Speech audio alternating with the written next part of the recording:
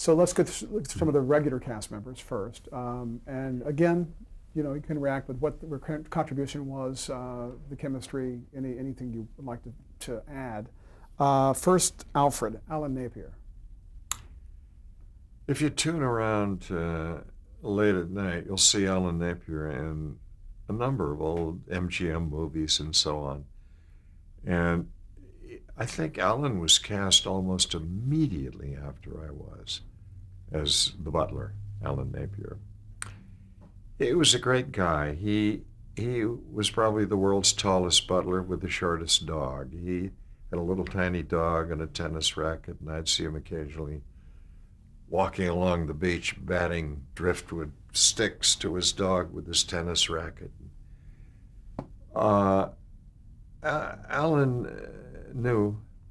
sensed immediately what this was all about. Mm-hmm. Well, there was an episode. I think he had to be Batman or pretend to be Batman, or Yeah. did he put on the costume, the same costume you had on, or what? Did they customize one? In an episode in which Alan had to wear the Batman costume, they didn't really customize it to make it as attractive as they could because of the comedic element that this tall, spider-legged butler would put on the costume. And yeah. And Alan, I think, enjoyed that because that gave him a chance then to really involve himself in the comedy of the show. When the costume was designed, was there an attempt to make it like the comic book costume, or was that sort of just a kickoff point to inspire the costume that you wore?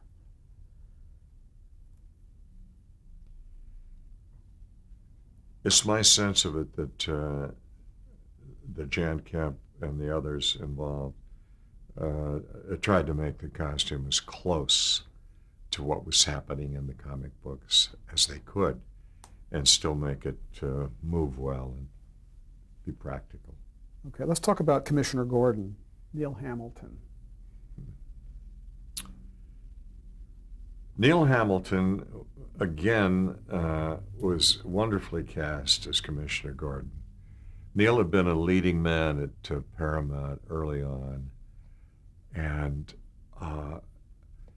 he recognized that it had to be played deadly serious right on. And he did that to the point that if I horsed around during a rehearsal or whatever to try to get a certain kind of feeling or laugh going, Neil would take offense to it. So I'm going home. This is supposed to be serious. He was in character that much, and it was great. Whereas Chief O'Hara, Stafford Rep, was kind of a clown. And because of the really overstated, phony Irishman, Irish cop kind of thing. Faith, Batman. And we had Madge Blake as Aunt Harriet. Madge, who, they complained a bit that Madge didn't know her lines and she was too hesitant and this and that. And I said, I took it on myself to say, hey, she's that way. It's Aunt Harriet in Wayne Manor. Let's use that aspect of her personality. And she wrote poetry between setups. She was a lovely lady. And I always said funny stuff between Bruce and Dick, Batman and Robin. Oh no, how could that? No, Aunt Harriet is the chaperone? There were some key villains that I guess are the best known. Let's talk about just a few of those. Key villains. Well, the Penguin first, Burgess Meredith. How was that working with him? When Burgess Meredith first came on the set as Penguin, and I had a chance to work with him face to face, his ability as an actor made me feel so good because you could stand toe to toe and you just got that kind of interplay and feed. I was delighted that Burgess Meredith was cast as Penguin because, of course, I was aware of his incredible body of work, of Mice and Men and his Broadway things, and Burgess was a wonderful raconteur, a very funny man.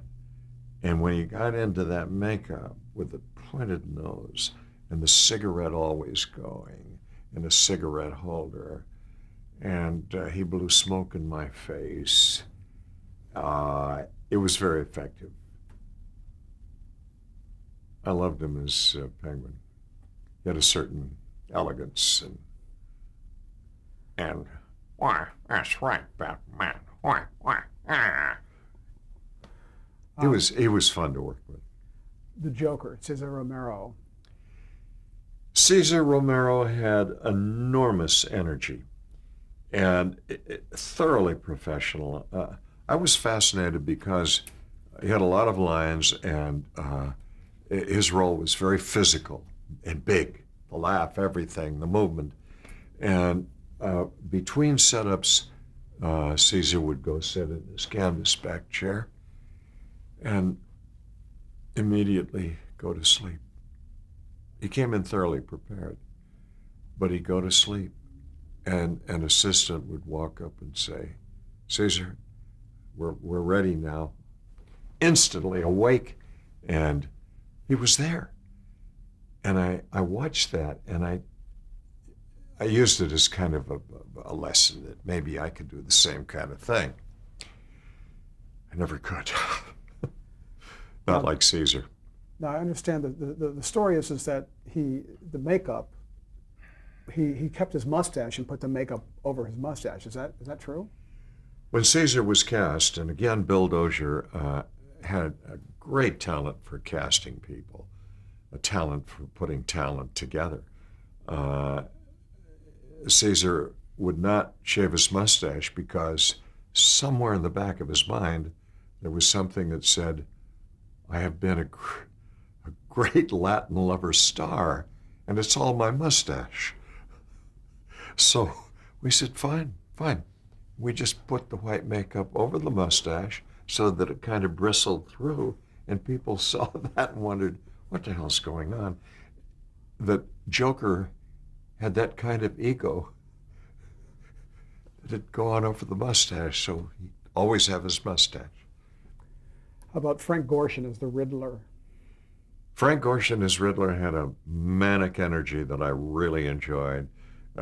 Frank, I love it when actors with whom you're working are right on the edge and trying new things. And Frank was that way. He had that kind of energy.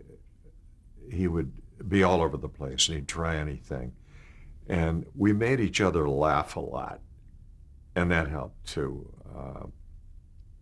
Frank was a funny man, and he just got it instantly what it was. And when we did the our Batman movie, feature film, I had a chance to work with Frank, with Cesar, with Burgess Meredith, Leanne Merriweather, and we combined all of the villainy of those people in one movie. What about King Tut, Victor Buono? Victor Buono, a huge actor as King Tut in many ways. Physically, Victor was a very big man, and he was a terrific actor with a great sense of humor. And I cracked up when he was hit on the head, as in the role as the funny professor, and he was hit on the head, and immediately thought he was King Tut. This was very funny stuff because he put on the robes, the whole costume. And one day we were doing a scene in which Bruce Wayne was wandering into the museum, and King Tut, I think, was in a mummy kind of coffin affair. And it fell over, and I ad-libbed, "Stretcher bearer, stretcher bearer." To I don't know what happens sometimes, but with people like Victor, you could do that moment of comedy that seemed to work. Well, the show caught on very quickly, and other actors became aware of that. So how quickly did other well-known actors end up as guest villains? Did they approach the show? Did the show approach them? I've said that Bill Dozier had a great knack or talent for casting people, and he knew everybody in town and had worked with most of them. So when many of the actors began to enjoy the show and find out that it was really a hot show, they wanted to do it. And Bill was very selective, but because he had personal relationships with many people, he was able to bring them in. I mean, we had people like Sinatra calling, wanting to do different villains. I think our first wall walk, in which Batman and Robin walk up the wall, and someone pops out of a window. I think the first one was Jerry Lewis. You see, and how many times do you get actors who want to get all kind of scrunched up in a little box behind a wall and pretend like they're coming out of a window and stay there for hours just to do that because they wanted to be on the show. I think part of it was many actors felt that if I do this show and I play a villain or whatever, it's going to give me something different to do. It's almost Shakespearean. And I can watch with my kids and my grandkids because we can all enjoy this together. It's not like, when I played Jack the Ripper or Boston Strangler or something. The wall walk became one of the signature parts of the show. How was that done, briefly? How was that shot? I mean, the effect obviously was looking like you're crawling up a wall. What we did with the wall walk was put a wall on its side. It wasn't vertical. It was like 6 degrees. And then I had some prop guys tie filament, like fish line filament, to our capes to look like, and they'd hold them off camera like it was gravity pulling on us. And we would do our stylized climb, looking up, as we were as if we were really very strong, athletic guys. When it was just a 6-degree walk, really, and that's how that was done. Okay, let's do a little word association with some of the guest villains. Okay, and you can make a brief comment or whatever you like as we go through some of the villains. And this might include what if they were actually Bob Kane creations or some were just created villains for the show. Let's start with George Sanders. Well, actually, three actors played Mr. Freeze, I think, during the series. George Sanders, Eli Wallach, and Otto Preminger. How did that come about that there were 3 actors who played the role? George Sanders was unavailable. And Eli Wallach, as an incredible performer, was chosen, and he decided to do it. And then because it was a hot show, Otto Preminger wanted to do it. And Otto Preminger was a bit of a problem on the set.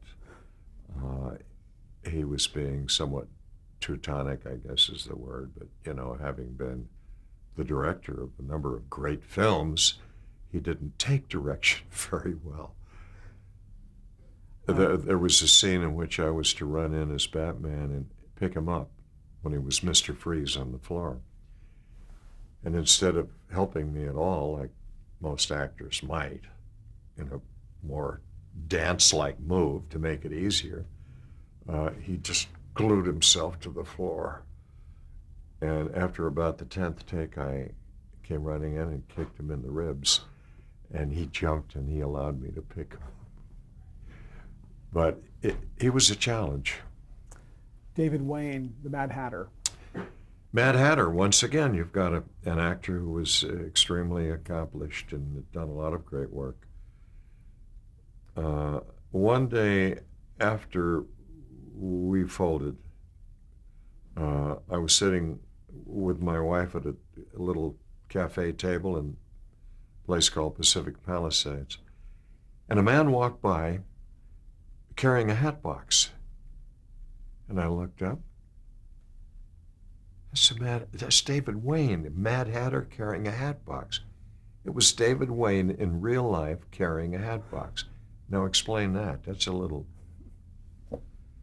it's the kind of craziness that happened all the time with Batman. What about Harvey Lembeck, played Eagle Eye? Harvey, I believe, taught comedy classes at one time. And he was fun to be with. Once again, there's an actor who just got it. Roddy McDowall played the Bookworm.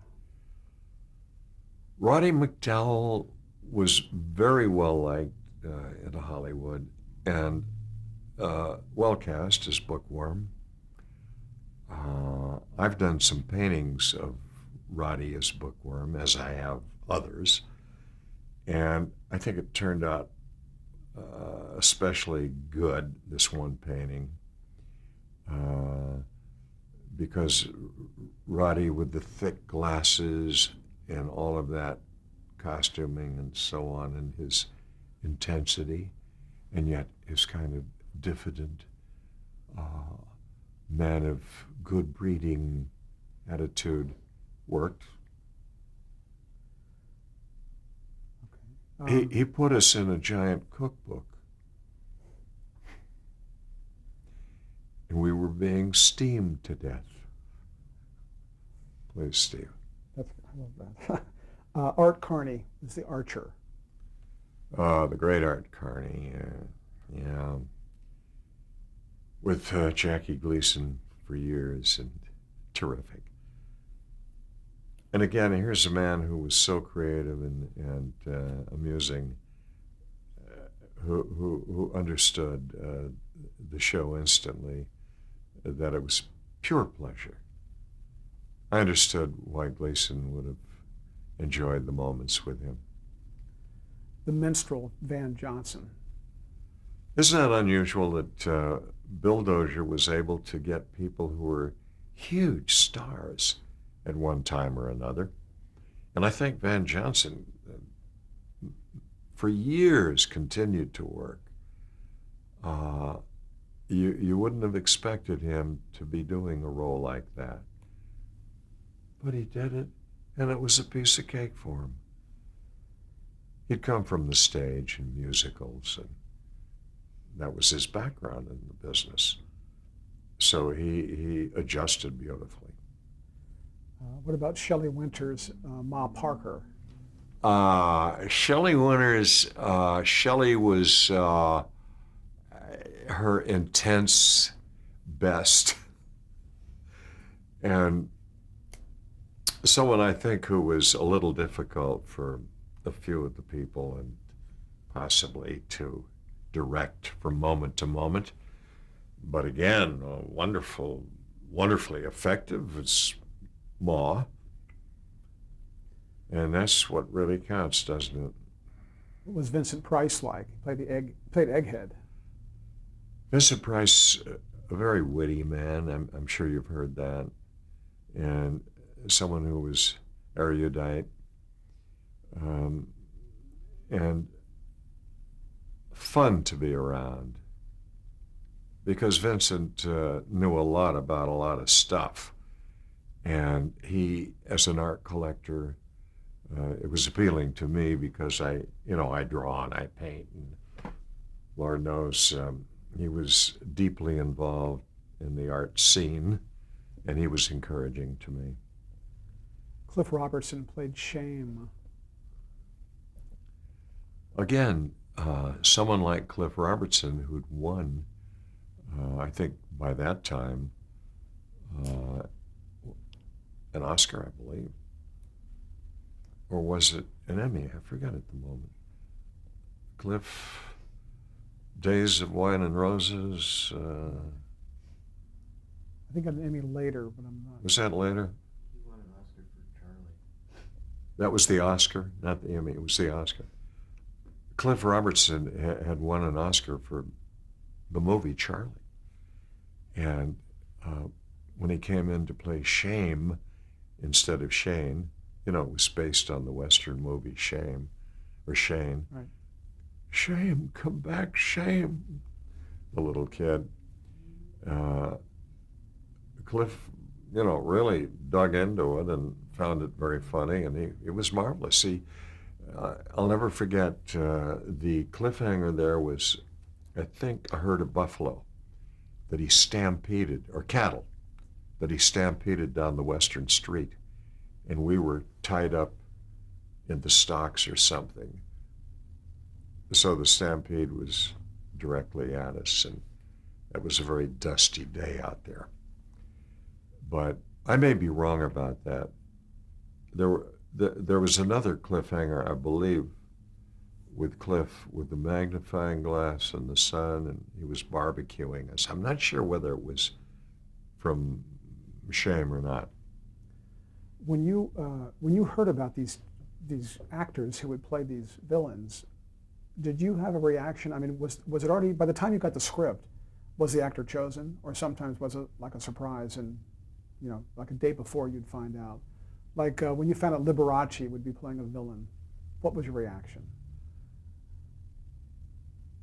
Liberace was one of the few cases where I found out in advance who would play a certain role, that is the guest star. My reaction with Liberace Lee was, he's playing a villain, somebody ferocious. Liberace welcomed the opportunity to play a dual role, and he was so pleased to be doing that he could get away from his persona as, hello, George, give me another candelabra, please. That he could get away from that and play a villainous character. That's what was really funny about it. Whichever part of the two he was in, he was still Liberace. And he'd walk around the set in between setups trying to be villainous. It was really funny. I mean, this is Liberace. And now I'm going to get you, Batman. No, that's not right. Morris Evans played the Puzzler. Maurice Evans, classically trained, great British actor, puzzler. Maurice Evans was put in the gondola of a balloon in one scene. And we craned them about 15 feet up in the air as if they were, you know, way up there. He was a wonderful sport. He enjoyed all of that stuff, you know. You wouldn't really expect it so much from somebody who was really a stage actor. And how about Milton Berle, Louis the Lilac? Milton Berle played Louis the Lilac and just chewed up the scenery and all the flowers on his costume. And later I worked with Milton because I was the guest on the show he was hosting, Hollywood Palace. And Milton was difficult from moment to moment if he didn't understand where you were coming from. He would totally take over. But so Milton and I had a big battle the first day of rehearsal. And I said, look, Bill, I've created this character and I'm playing it this way, and it's fun and it's funny, and I'm going to do it that way, and we'll see what happens. And he understood that. You had to really stand up to Milton. But once you did, it was great. You know, he had that incredible energy. And then after I guested on the Hollywood Palace, then I became the host of Hollywood Palace for, I don't know, 2 or 3 other shows. But I've done a painting of Louis the Lilac too. I'm not selling my pictures, you know, painting, but Milton and Louis is one of those characters that very colorful. Let's talk real briefly about the Bat Cave. Everything was labeled, big signs on everything, labeling everything. How did that come about? As obviously a joke, but what was the origins of that idea? I actually had nothing to do with that. That was our great production designer, Serge Crispin, and it was in script that everything be labeled for several reasons. That it was amusing that Batman and Robin would have to have everything labeled in big letters, little signs everywhere, and the kids could see that and possibly read that, you know. I seem to recall that you all would, the characters Bruce Wayne, Dick Grayson, would get on like some sort of a bat pole in street clothes, and it seems like when you landed, you were in costume. Was that something that was planned, or? The quick change in the bat poles, Right. yeah, that was planned and very well worked out. What happened is, in our street clothes, we would, I'd say, to the bat poles, and we'd run to the library wall, which sometimes didn't open, and it was very painful. But we'd jump, my pole was bigger, we'd jump on the bat poles, and we'd drop about 15 feet onto mattresses. And then, who knows, maybe 2 weeks later, we'd film coming down the bat poles in the Bat Cave in costume. And it, you know, it'd be put together. One day, let's see. Yeah, one day I hit the bat poles, dropped down, and landed on somebody. And it was a wino sleeping off the night before on a mattress at the bottom of the bat pole. You never knew.